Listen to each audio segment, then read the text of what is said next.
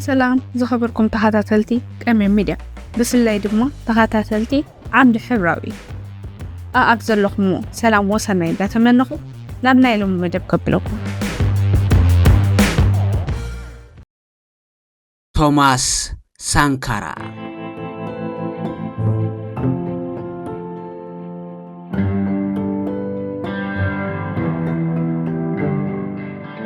أبر فولتا وي بوركينا فاسو ኣብ ቡርኪና ፋሶ 8 ግዜ ዕውት ዕልዋ መንግስቲ ተኻይዱ 4 ግዜ ፈተነ ዕልዋ መንግስቲ ተገይሩ ነቲ ዕልዋ መሪሖም ዝተዓወቱን ሃገሮም ከበልጽጓ ምዃኖም ቃል ይኣትዉ ህዝቢ ቡርኪና ፋሶ ኣብዘ ዝመጸ ነፍሲ ወከፍ ሓድሽ ዕውት ዕልዋ ናይ ዴሞክራሲ ተስፋ ገብር ተስፋ ከይተፈጸመ ሓድሽ ዕልዋ ይፍጸም ናይ ሕጂ ግዚያዊ ፕሬዝደንት ኢብራሂም ትራኦሬ እውን ኣብ መስከረም 2022 ዕልዋ ገይሩ ስልጣን ተረኪቡ ከምዚ ንሪኦ ዘለና ተስፋ ቡርኪናፋሳውያን ኣብ ፈንጠዝያ ይዘሎ ፖለቲካዊ ስርዓተ መንግስቲ ኢብራሂም ትራኦሬ ግን ናብ ውልቀ መላኺ እዩ ዘአንፍት ክንርስዖ ዘይብልና ብወታደራዊ ሓይሊ እያ ትምራሕ ዘላ 2022 ስልጣን ተረኪቡ ክሳብ 2029 ከም ግዚያዊ ከም ዝጸንሕ ኣፍሊጡ ከም ኩሎም ናይ ኮሙኒስት ስርዓታት ንህዝቡ ጸላእትኻ ምዕራባውያን እዮም ይብሎም ኣሎ ቡርኪና ፋሶ ኣብ 5 ነሓሰ 1960 ካብ ግዛኣት ፈረንሳ ተጋላጊላ ድሕሪ 6 ዓመት 1960 ሓደ ኢሉ ዕልዋ መንግስቲ ተኻይዱ እቲ ዕልዋ ዕውት ነይሩ ኣብ 1980 1982 1983 1987 بتدغاغام 4 ግዜ ዕውት ዕልዋ መንግስቲ ተኻይዱ እቲ ክንዮ ቡርኪና ፋሶ ሓሊፉ ኣብ ኣፍሪቃ ከም ተስፋ ዝነበሮ መራሒ ዝዝከር ቶማስ ሳንካራ ኣብ 1983 ዝነበረ ዕልዋ መንግስቲ ናብ ስልጣን መጽዩ እዚ ናይ ሕጂ ወታደራዊ መራሒ ቡርኪና ፋሶ ኢብራሂም ትራኦሬ أسر توماس سانكارا كختل كم زدلي زحبر حين توماس سانكارا كمولسو كم زدلون يفكر حين سانكارا أي مولوس كون النابلك السبع الواز قبرو كتأني حقن زمثل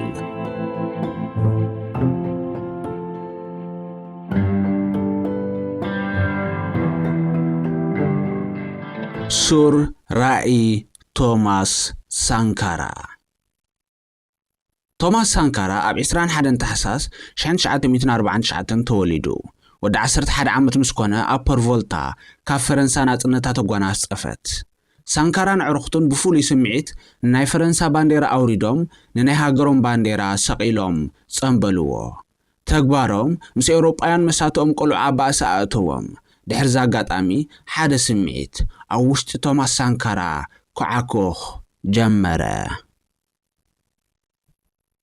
እቲ ድሕሪ ናጽነቶም ከም ካልኣይ ፕሬዝደንት ቡርኪና ፋሶ ናይቲ ግዜ ኣብ ፐርቮልታ ዝነበረ ሳንጉለ ላሚዛና ሓደ ዜና ኣውፅአ ወታደራዊ ቤት ትምህርቲ ክኸፍት ምዃኑን ካብቶም ሓደሽን 3 ተምሃሮ ፍሉይ ሓለፋ ከም ዝገብረሎምን ኣፍለጠ እቶም 3 ኣብ ናይ መዛዘሚ ካልኣይ ደረጃ ፈተና ዝለዓለ ነጥቢ ንዘምጽኡ ክኸውን ነዚ ሰምዐ ቶማስ ሳንካራ ተሓጐሰ ብጻዕሪ ሓደ ካብቶም ዝለዓሉ 3 እውን ኮነ توماس سانكارا كل وصايታት ናይ ትምርቱ ብመንግስቲ ክሽፈነሉ እዩ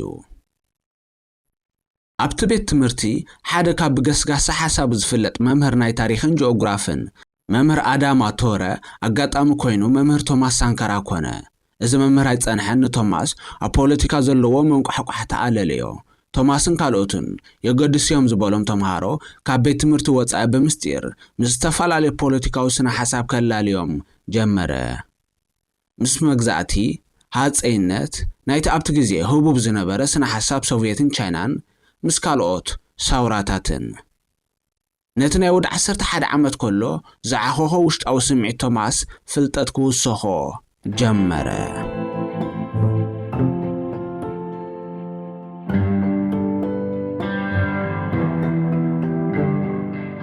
ጉብዝና ናይ ዝምድናታትን ጽልዋታትን ቶማስ ሳንካራ ኣብ 1969 ትምህርቱ ምስ ዛዘመ ንሓድሽ ምዕራፍ ህይወት ተዳለወ ንዕብየትን ካልእ ተመክሮን ንማዳጋስካር ኣምሪሑ ነቲ ዝነበሮ ትምህርቲ እናዕበየ ድሕረ ባይቱ ብምዝካር ኣብ መዳይ ሕርሻን ዕብየት ገጠራትን ብተግባር ክመሃር በቕዐ። ብኩነታት ማዳጋስካር ስለዝተመሰጠ ዝያዳ ዝመደቡ 1 ዓመት ክጸንሕ ወሰነ። ኣብታ ተወሳኺት 1 ዓመት ኣብ ማዳጋስካር ብዙሕ ሰውራዊ ለውጥታት ኣጋጠመ። ናይ ሓረስቶት ናዕብታት፣ ኣድማታት፣ ዓበይቲ ህዝባውያን ሰላማዊ ሰልፍታትን ካልኦትን ኣካታቲሎም ኣጋጠሙ። እዚ ኩሉ ነቲ ዝነበረ ወተሃደራውን ሲቪካውን ምሕደራታት ፈረንሳ ሱርበት ተኽለውጢ ንምጥላብ እዩ። ነዚ ብተምሳጥ ዝከታተሎ ዝነበረ ሳንካራ ንዝያዳ ተመክሮ ንሓደ ኣብቲ ለውጢ ንጡፍ ዝነበረ ካፒተን ከይዱ ረኸቦ። እቲ ካፒተን ዲድየር ራትሲራካ ድሒሩ ፕሬዚደንት ማዳጋስካር ዝኾነ እዩ። ቶማስ ሳንካራ ናብ ኣፐር ቮልታ ክምለስ ከሎ ከም ተራ ወተሃደር ዘይኮነ በዓል ዓቢ ራእይ ሃገራዊ ኣተሓሳስባ ዘለዎ ኮይኑ እዩ ተመሊሱ። ወዲ 24 ዓመት ምስ ኮነ ናይ ሓንቲ ወተሃደራዊት ጉጅለ ከም ዓላሚ ተመደበ። ቶማስ ሳንካራ በቲ ዝጸንሖ ናፖሌናዊ ቅዲ ኣተዓላልማ ኣይተሓጐሰን። ስለ ዝኾነ እዩ ነቶም ተዓለምቲ ክንዮ ከመይ ጌርካ ትዋጋዕ ብዛዕባ መሰላቶምን ሓላፍነቶምን ክምህሮም ዝጀመረ። ወተሃደር ብዘይ ፖለቲካዊ ትምህርቲ ንኮራፕሽን ኢኻ ትዕድሞ ዘለኻ ዝብል እምነት እዩ ነይርዎ። ኣይጸንሐን። ካብቲ ተመዲብሉ ዝነበረ ኣብ 1974 ከም ምህንድስና ክኸውን ናብ ሓንቲ ኣሃዱ ተሰሕበ። ነቲ ኣብ ማዳጋስካር ዝተምሃሮ ብተግባር ክሰርሓሉ ጀመረ።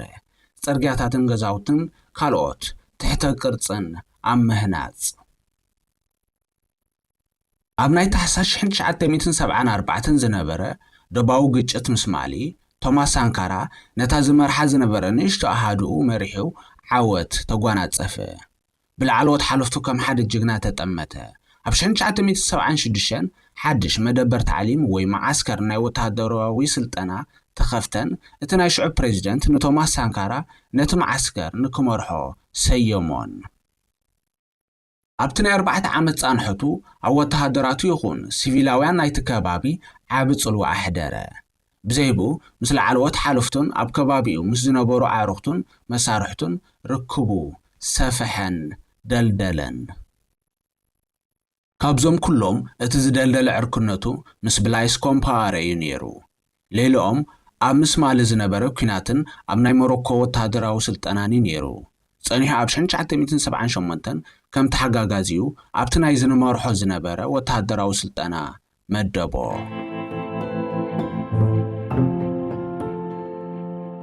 ኣብ ሕዳር 1980 ኣብ ልዕሊ እቲ 15 ዓመታት ንኣፐር ቮልታ ዝመርሐ ፕሬዚደንት ወተሃደራዊ ዕልዋ ተፈጸመ። ቶማስ ሳንካራ ኣብ ዝዕልዋ ኢድ ኣይጸንሖን። ሳንካራ መታን እቲ መሰረታዊ ራእዩ ናይ ሰውራ ኣብ ዋጋ ዕዳጋ ንኸየእትዎ ኣብ ሲቪካዊ ምሕደራታት ንኽሰርሕ ድላይ ኣይነበሮን።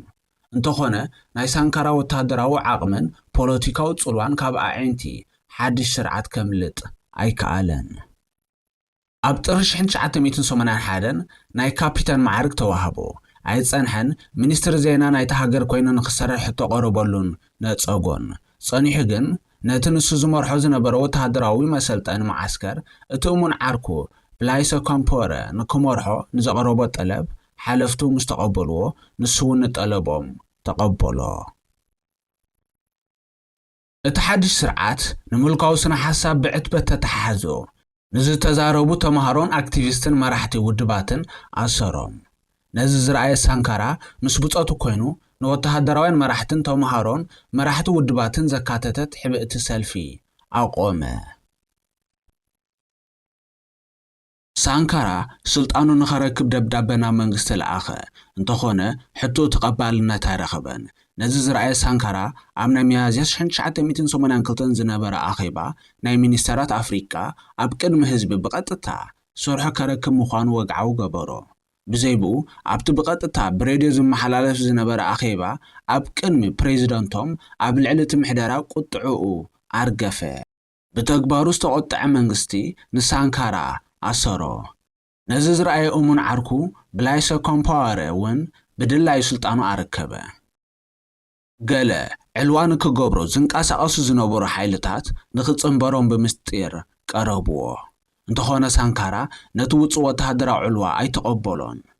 ብርኢቶ ሳንካራ ዘይተዓግትሉ ዓለዎት መራሕቲ ሰራዊት ኣብ ሕዳር 7 1982 ብኮሎኔል ሶመ ዮርያን ተመሪሖም ዕልዋ ፈጸሙን ወታደራዊ መንግስቲ አቆሙን። ነቲ ኣብቲ ግዜ ጸላው ዝነበረ ቶማስ ሳንካራ ከም ቀዳማይ ሚኒስተር ሰየምዎ። ከም ፕሬዚደንት ንሓደ ናይ ሰራዊት ሓኪም ዝነበረ ጃን ባፕቲስታ ኣድራጎ ዝተባህለ ሰየምዎ።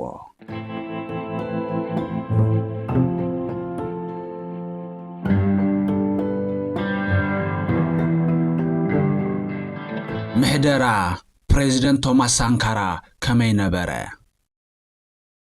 ሳንካራ በቲ ዘርእዮ ዝነበረ ተኣምራታዊ ገስጋስ ብህቡብነቱን ጽልውኡን ስሙ ልዕሊ እቲ ህሉው ፕሬዚደንቶም ተጸውዐ። ብዝያዳ በቲ ንለውጡ ዘርእዮ ዝነበረ ገስጋስ ትብዓት ንብዙሓት መንእስያት ክጸሉ ከኣለ። እታ ነጥቢ መቐይሮ ዝኾነት ህሞት ኣብ ግንቦት 1983 ተኸስተት። ሰበስልጣን ፈረንሳ ናብ ኣፐር ቮልታ ምስ በጽሑ ሳንካራ ተኣስረ። ንክፍታሕ ዝጠልብ ተቃውሞታት እናዓበየ ከደ። ወተሃደራትን ሲቪላትን ደገፍቲ ናይ ሳንካራ ዓብይ ምንቅስቃስ ንክገብሩ ተዳለዉ። ንምድላዋቶም ናብ ተግባር ንኸቃላጥፍዎ ሳንካራ ክቕንጸል ዝብል ወረ ላምባ ነስነሰሉ። ኣብ ሓምለ 4 1983 ደም ዘይተረኣዮ ዓብይ ዕልዋ ተፈጸመ። ሳንካራ ኣብ 33 ዓመቱ ፕሬዚደንት ቡርኪና ፋሶ ተሰየመ። ምኽትሉ ብላይሰ ካምፓወረ ኮነ። ካልኦት ናይ ቀረባ እሙናት መቃለስቱን ሚኒስትር ምክልኻልን ቁጠባን ገበሮም። ኣፐር ቮልታ በዞም 4 መራሕቲ ሓድሽ ቅርፂ ክትሕዝ ጀመረት።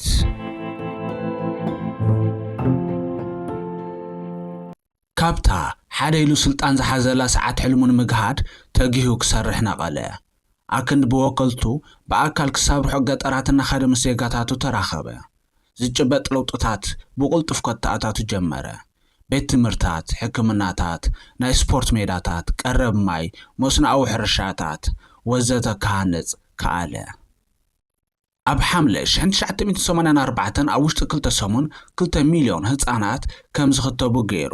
ልዕሊ 10 ሚልዮን ኣግራብ ከም ዝተከሉ ገይሩ። ኣንጻር ድኽነትን ኮራፕሽንን ንምቅላስ ከም ቀዳማይ ዕላምኡ ተተሓሓዞ።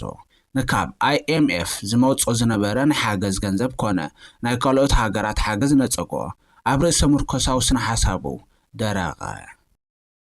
ኣብ ሓምለ 4984 ቀዳማይ ዓመት ጽምብል ሰውርኡ ስም ሃገሩ ካብ ኣፐር ቮልታ ናብ ቡርኪና ፋሶ ቀየሮ። ቡርኪና ፋሶ መሬት ቁኑዕ ህዝቢ ማለት እዩ። ኣይጸንሐን ነቲ ብፈረንሳውያን ዝተዋሃበ ሃገራዊ መዝሙር ቀይርዎ። ኣብ ቁጠባ፣ ንግዲ፣ ትምህርትን ካልኦትን ጽላታት ሓደሽ ፖሊሲታት ኣተኣታተወ።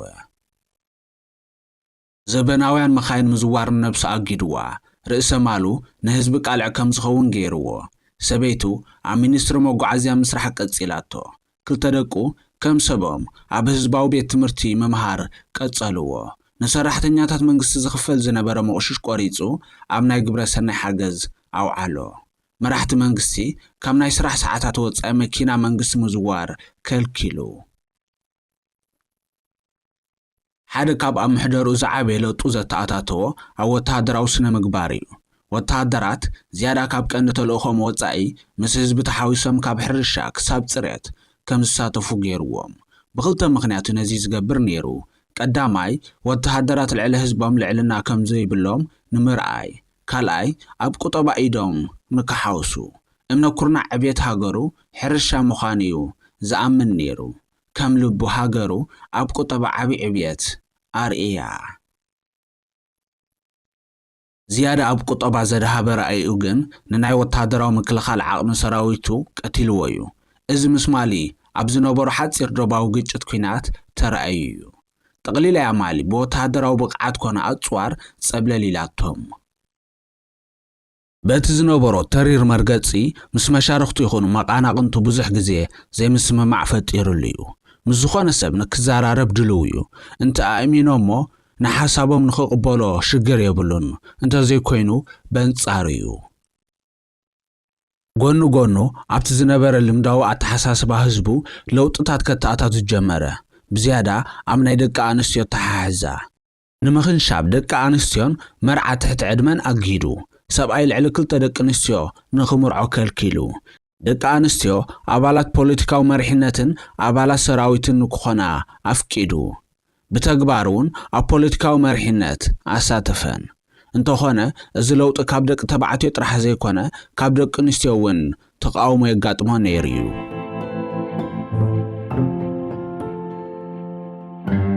ክቡራት ተኸታተልቲ መደብና ሳብስክራይብ ላይክ ሼር ኮሜንት ብምግባር ከተተባብዑና ከዘክረኩም ፈቱ ውድቀት ቶማስ ሳንካራ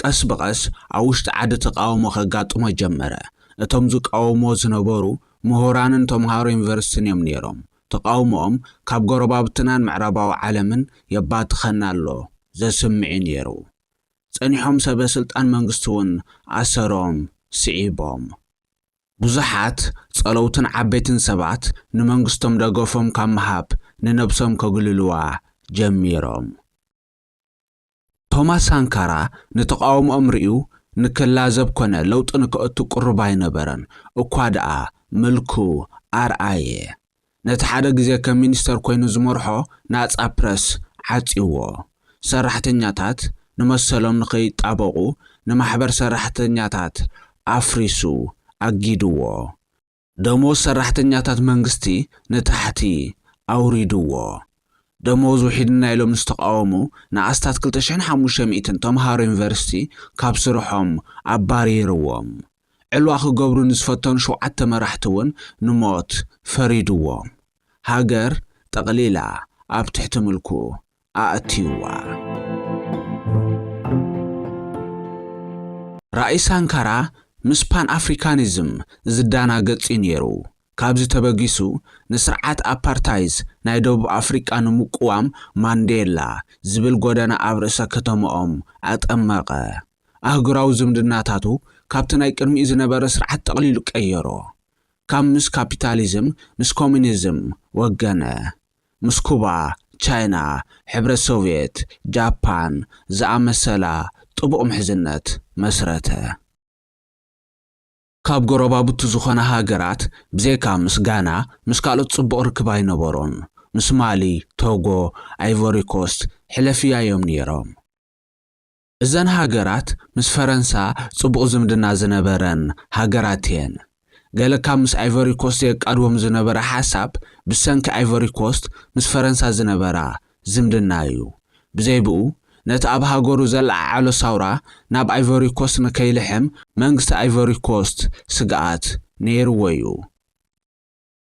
ሓደ ግዜ ሳንካራ ምስ መንግስቲ ኣይቮሪ ኮስት ኣብ ሓንቲ ንእሽቶ ዓዲ ናይ ኣይቮሪ ኮስት ንዘተ ተራኸበ ኣብዚ ዘተ ከሎ ገለ ሰበስልጣን ቡርኪና ፋሶ ብድሕሪኡ ዘይተዓወተ ዕልዋ ፈተኑ ምስ ተመልሰ ብተግባሮም ተኣመኑን ካብኦም ን7 ንማሕነቕቲ ፈረዶምን ዋላ እኳ ምስ ናይ ሊብያ መራሒ ቀዛፊ ጽቡቕ ርክብ ይንበሮ ምስ ካልኦት ናይ ሰሜን ኣፍሪቃ ሃገራት ዋጋ ከኽፍሎ ምስ ረኣየ ግን ርክቡ ከዛሕትሎ ጀመረ በዚ ዘይተሓጐሰ ቀዛፊ ምስቲ እሙን ብጻይ ሳንካራ ዝኾነ ብላይሰ ካምፓወረ ሕቡእ ርክብ ክገብር ጀመረ መንግስቲ ኣይቮሪ ኮስት ፌሊክስ ሃውፕሆት ባጎኒ ንድኽመታት ካምፓወረ ምስ ረኣየ ንሰውራ ሳንካራ ንምድኻም ከም መሳርሒ ክጥቀመሉ ወሰነ እዚ ፕሬዚደንት ረቂቕ ስልቲ ዝሓለፎ ሜላ ገይሩ ምስ ቻንታል ዝተባህለት ጓል ቀራቢኡ ኣይቮሪ ኮስታዊት ሄዋን ኣላለዮን ምቾት ህይወት ከም ዘስተማቕር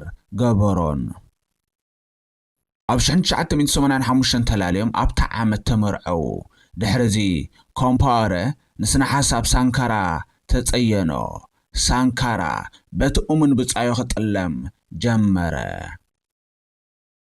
ካምፓወረ ምስ ወታደራውያን ህዝባውያን መራሕቲ ሕቡእ ዱልዱል ዝምድናታት ምፍጣር ተተሓዞ ኣብ ርእሲ እዚ ሕቡእ ዝምድናታቱ ደገፍ ናይ ኣይቮሪ ኮስት ፈረንሳ ሊብያን ኣሜሪካን እውን ነይርዎ እዩ ቀስ በቀስ ንወታደራውን ጸጥታውን ሓይሊ ቡርኪና ፋሶ ኣብ ትሕቲ ቁጽጽሩ ኣእተዎ እታ ናይ መወዳእታ ቃታት ጽልኢ ናይ ካምፓወረን ሳንካራን ኣብ ጥቅምቲ 1987 እያ ኣብታ መዓልቲ ሳንካራን ካምፓወረን ዞንጎን ነቲ ዘሎ ፍሕፍሕ ፈቲሖም ከም ቀደሞም ሓደ ኮይኖም ንኽኸዱ ኣኼባ ኣካየዱ እንተኾነ ካምፓወረ ጠቕሊሉ ንሳንካራ ምስ መዓብዮን ልዕልና ከርእዮ ፈተነን ከም መራሓ ኮይኑ ንኽቕፅል ዓቕሚ ከም ዘይብሉ እውን ኣብቲ ኣኼባ ብንዕቐት ደርጉሓሉ። ሳንካራ ተቖጠዐ። ንግሆ ጥቅምቲ 15 1987 ርእሰ ከተማ ቡርኪና ፋሶ ብዘይ ምዕሩይ ኔትወርክን ሕልፍ ኢሉ ብዝርአ ወተሃደራዊ ምንቅስቓስን ተረበሸት። ኣብ ተመሳሳሊት መዓልቲ ቶማስ ሳንካራ ብዛዕባ እቲ ምስ ብላይሶ ካምፓረ ኣጋጢሞ ዘሎ ፖለቲካዊ ምትፍናን ንምፍትሑ ምስ ኣማኸርቱ ርክብ ኣካየደ። ኣኼባ ጀሚሮም 15 ደቂቕ ምስ ገበሩ ኣብ ግዳም ናይቲ ተኣኪቦምሉ ዝነበሩ ክፍሊ ድምፂ ጠያይት ተሰምዐ። ኣውቲስቱን እሙናት ዋርድያታቱን ተቐትሉ። ነዚ ዘረጋገፀ ቶማስ ሳንካራ ነቶም ኣማኸርቱ ንዓዮም ደልዮም ስለዚ ንስኹም ኣይትውፅኡ በሎም።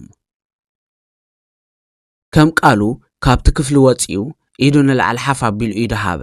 እንተኾነ ቀተልቱ ኣይኮነን ንዕኡ ንኣማኸርቱ ዝምሕር ሕልና ኣይነበሮምን። ንኣካሎም ብጠያይቲ መንፊት ቀየርዎ። እቲ ወዲ 37 ዓመት ዝነበረ ቶማስ ሳንካራ 4 ፈርኣን ድሕሪ ቀትሪ ተቐትለ። ድሕሪ ምስ 12 ሚኒስተራቱን ተወሰኽቲ ወተሃደራቱን ኣውቲስትኡን ምቕታሎም ክብረት ብዘይብሉ ኣገባብ ብሓደ ሬስኦም ኣቃጸልዎ። ካብቶም ኣብቲ ኣኼባ ምስ ካብ ሳንካራ ተኣኪቦም ዝነበሩ ሓደ ብሂወት ተሪፉ እዩ። ኮምፓረ ድሕሪ ንኣማኒኡ ቀቲሉ ስልጣን መሓዙ ኣብ ዝሃቦ ቃል ነቲ ዝተበገሰ ሳውራ ካብ ናብ ጉጉይ ኣንፈት ምኻድ ከም ዘድሓነዩ ገሊጹ።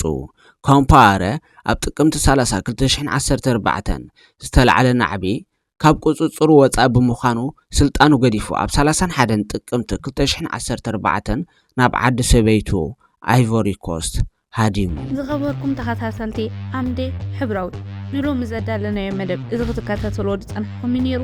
ስለዚ ተኸታተልኩምን ኣዝና እንዳመስገና ሰላም ወሰናይ